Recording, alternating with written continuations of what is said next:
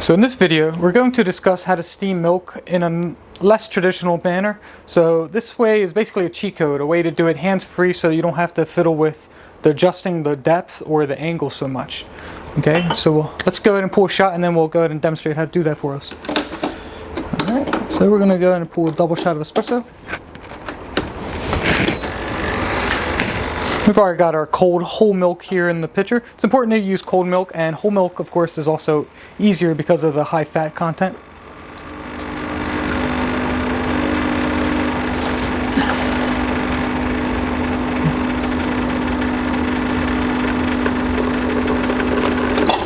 Awesome.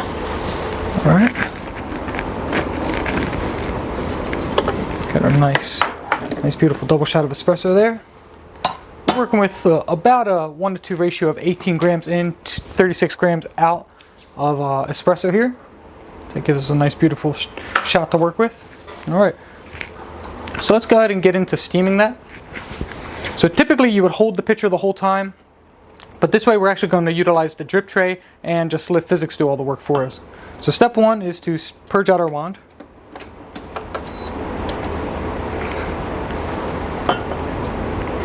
And again, it's important to be using cold milk. You can see that it's much colder than the pitcher there. It's creating a little bit of frost out on the outside. Alright, so let's go ahead and purge our wand. That way there's any condensated water or air inside, we can get rid of that. Alright, so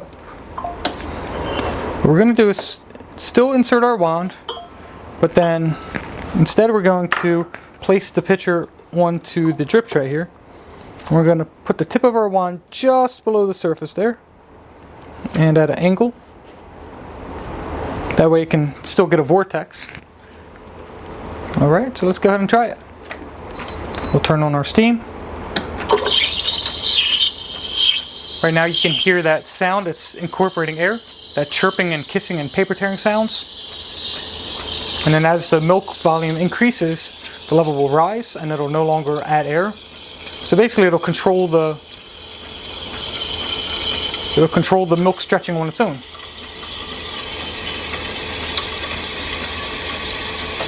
Now all we need to do is pay attention to temperature, which something you can do is just listen for it to get a low pitch sound. And that's how you know it's usually getting hot, but you can also feel it.